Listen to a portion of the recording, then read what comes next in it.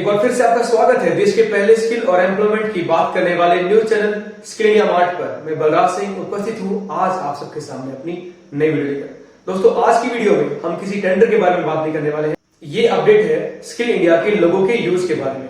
जी हाँ दोस्तों, बहुत सारी ऑर्गेनाइजेशंस जो आज के दिन, आज के टाइम पर स्किल इंडिया के लोगों को यूज कर रही है, उनके लिए एक चेतावनी, एक गाइडलाइंस जारी की है मिनिस्ट्री ऑफ स्किल ने।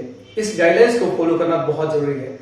कौन सी ऑर्गेनाइजेशन स्किल इंडिया का लोगो यूज कर सकती है, इसके लिए एक स्वीकृति फॉर्म या लगा लीजिए परमिशन लेटर आपको जारी करवाना होगा मिनिस्ट्री से।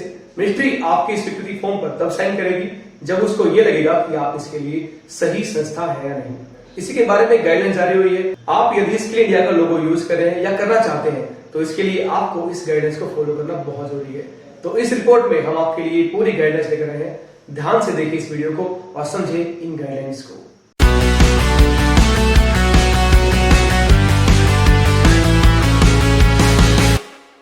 नमस्कार दोस्तों, स्किल इंडिया मार्ट में आप सबका स्वागत है।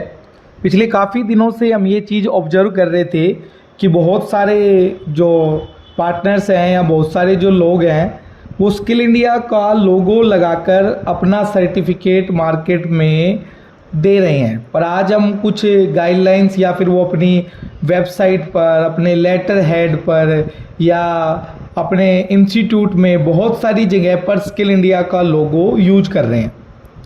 दोस्तों, आज हम एक गाइडलाइन लेकर आए हैं। इस गाइडलाइन को आप गूगल पर use logo of skill India करके सर्च कर सकते हैं।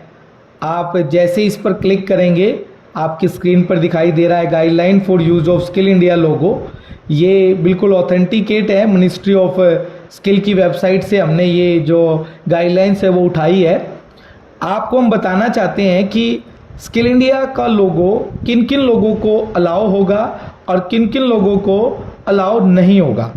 और स्किल इंडिया का लोगो यूज करने के लिए आपको मंत्रालय से प्रायर परमिशन लेनी ज़रूरी है। और मंत्रालय अगर चाहे तो आपको परमिशन दे सकता है, और अगर आपका इवेंट या जिस चीज़ के लिए आपने परमिशन मांगी है अगर वो अलाउ ना करें तो आप उसका लोगो यूज नहीं कर सकते। और लेटर हेड और सर्टिफिकेट पर तो आप बिल्कुल भी यूज नहीं कर सकते हैं। अगर मैं बात करूं स्किल इंडिया में जिनको परमिशन नहीं चाहिए, जो डायरेक्टली अलाउ है, वो कौन होंगे? सबसे पहले बात करूं खुद मिनिस्ट्री और मिनिस्ट्री का ऑफिस और officer.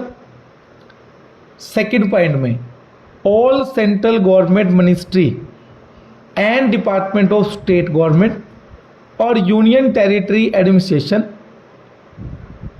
Establishment of DGT, NSDA national skill development agency, NSDC national skill development corporation और सेक्टर स्किल काउंसिल। जो लिस्ट आपकी स्क्रीन पर दिखाई दे रही है, इस लिस्ट के अनुसार ये लोग स्किल इंडिया का लोगो विदाउट परमिशन यूज कर सकते हैं। उसके बाद अगर हम बात करें, सेकंड जो लिस्ट है वो विद प्रायर अप्रूवल होगा। जैसे फर्स्ट पॉइंट में मैं बात करूं तो कुछ एसोसिएशन ऑर्गेनाइजेशन होते हैं, industry body like CII, federation of Indian chamber of commerce and industry, associate chamber of commerce of industry, human development chamber of commerce and industry. All the event जो कि फाइनेंशियली सपोर्ट करता है MSD। उसके अलावा एक स्पेसिफाइक period के लिए जो स्किल इंडिया मिशन को प्रमोट कर रहे हैं, जैसे जब तक PMKVY का ट्रेनिंग सेंटर चलता है तब तक वो ट्रेनिंग सेंटर अपने सेंटर पर स्किल इंडिया का लोगो यूज कर सकता है। वो ड्यूरेशन के बाद अगर वो स्किल इंडिया का यूज करता है तो मिनिस्ट्री उसको बिल्कुल भी अलाउ नहीं करता है।